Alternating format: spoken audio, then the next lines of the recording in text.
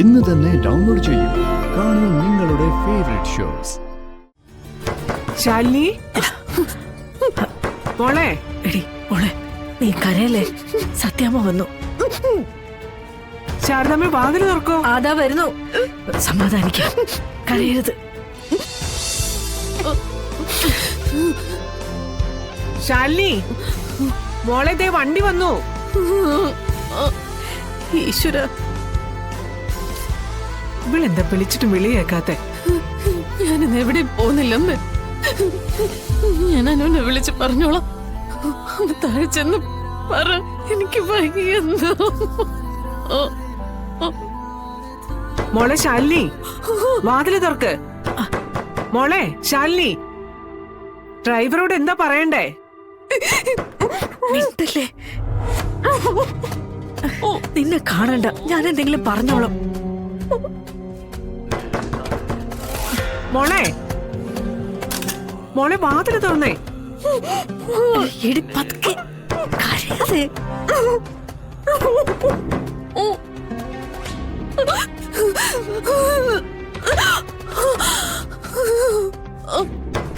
ശാലിനി,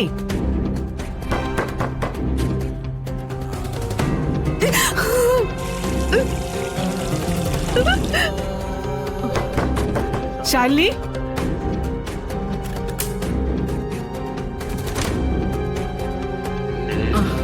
ശാലിനി എവിടെ? സത്യമേ, ശാലിനിക്ക് നല്ല സുഖമില്ല. അതുകൊണ്ട് ഞാൻ കുറച്ചേരം കിടക്കാൻ പറഞ്ഞു. ക്ഷീണമൊന്ന് മാറട്ടെ. എന്നാ പിന്നെ നമുക്ക് ഹോസ്പിറ്റലിൽ മറ്റു പോകായിരുന്നല്ലോ. അത് വേണ്ട, കുറച്ചേരം കിടക്കുമ്പോ മാറിക്കോളൂ. അവള് കിടക്കട്ടെ, നമുക്ക് പോവാം. ഏത് നേരം ആദ്യമല്ലേ, പിന്നെ എങ്ങനെ അസുഖം വരാതിരിക്കും?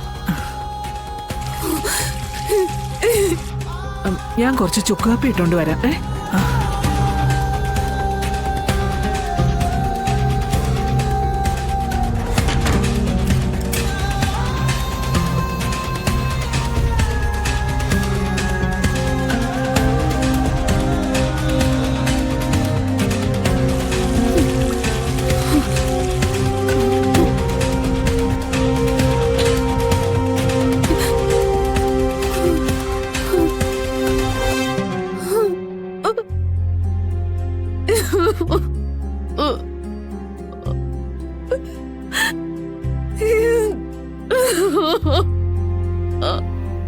മോളെ ശാലിനി, വാ.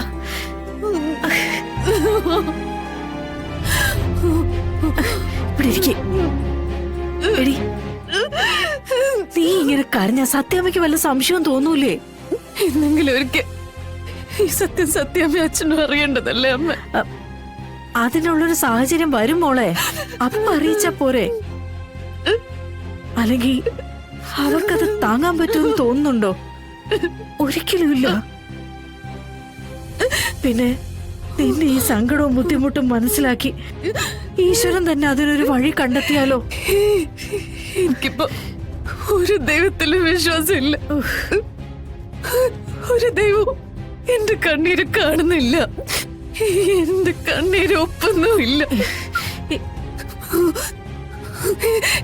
എന്നും എന്റെ കൂടെ ഉണ്ടാവുമെന്ന് പറഞ്ഞ ആള് കരയാതെ. ഇപ്പൊ രക്ഷപ്പെട്ട് വേറെ ഏതോ ലോകത്തിരുന്ന് ചിരിക്ക.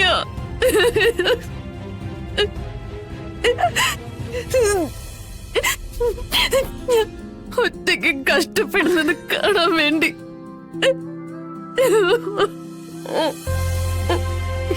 ശാലിനി, ഈ കാപ്പി കുടിച്ചാ അവളുടെ പനിയൊക്കെ മാറും. എന്നോട് പറഞ്ഞ ഞാൻ ഉണ്ടാക്കി കൊടുക്കില്ല സത്യാമ്മ. ഓ, അതൊന്നും സാരമില്ല, ഞാൻ അങ്ങ് ഉണ്ടാക്കിയെന്നേ. ഇല്ല, അമ്മ പറഞ്ഞ പോലെ ഞാനിനി കരയില്ല. ഞാനൊന്ന് ജീവിച്ചു നോക്കട്ടെ. ശാലിനി മോളെ. എടി മോളെ, നീ കരയല്ലേ? സത്യാമ്മ വന്നു. ശാരദാമ്മ വാതിൽ തുറക്കോ. ആദാ വരുന്നു. സമാധാനിക്കാം, കരയരുത്. ശാലിനി,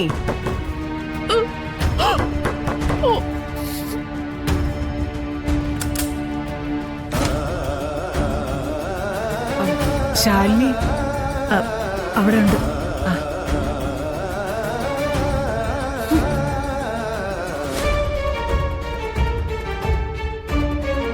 ദാ, ചുക്കും കുരുമുളകും ഇട്ട കാപ്പിയാ.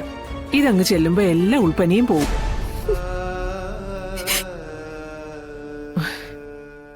വിഷ്ണുവിനെ കുറിച്ച് ഓർത്തുള്ള ആദ്യാണോ? കരയല്ലേ മോളെ? ദേ ശാരദാമ്മേ, നമ്മുടെ മുന്നിൽ കാണിക്കുന്ന ഈ ധൈര്യമൊക്കെ ഉള്ളൂ. ഒറ്റയ്ക്കിരിക്കുമ്പോ എപ്പോഴും കരച്ചില്ല.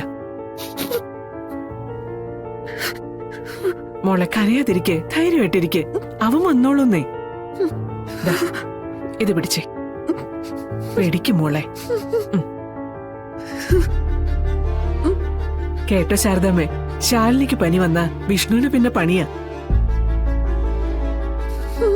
പനിക്കൂർക്കയും ചുക്കും കുരുമുളകൊക്കെ ഇട്ട് കാപ്പി ഉണ്ടാക്കി കൊടുക്കുന്നത് അവനാ. അവനില്ലാത്തോണ്ട് അവന്റെ സ്ഥാനത്ത് നിന്ന് ഞാൻ ചെയ്തൂന്നേ ഉള്ളൂ.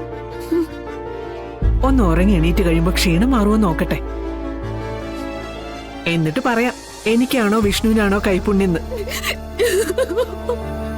സത്യം അമ്മ. മോളെ എന്താ ഇത്? കരയാതെ മോളെ. മോളെ നീ ധൈര്യമായിട്ടിരിക്കേ. അവൻ വരും. ശാരദാമ്മ വേണം ഇവളെ ഒന്ന് ആശ്വസിപ്പിക്കാൻ. മോളെ നീ കരയാതെ. മോളെ നീ കരയല്ലേ. മോളെ അവൻ വരും. നീ ഇങ്ങനെ കരയാതെ.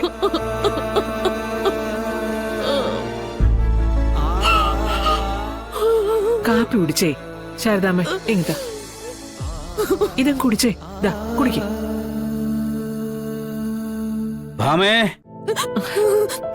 ദേ രാഘവേട്ടൻ വിളി തുടങ്ങി. മോളെ ഈ കാപ്പിയും കുടിക്കേ. മോളെ ഇത് കുടിക്ക് നീ. വരുന്നു. ആ, സത്യമേ, ഞാൻ കൊടുക്കാം. കുടിക്കണേ. രാഘവേട്ടൻ വരുന്നു. ഈ രാഘവേട്ടന്റെ ഒരു കാര്യം. സത്യമേ ചെല്ല. ഞാൻ ചെല്ലട്ടെ. മോളെ കരയാതെ. വിഷ്ണു വരും. ചെല്ലട്ടെ. പൊന്നി വാ.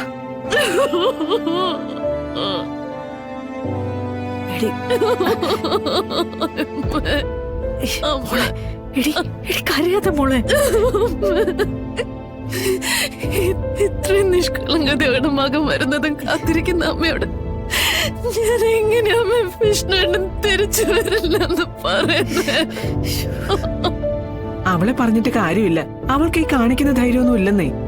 അവളെ പറഞ്ഞിട്ട് എന്താ കാര്യം? വിഷ്ണു വരാതെ അവൾ എങ്ങനെയാ? പാവം. ഈശ്വര ദേവി.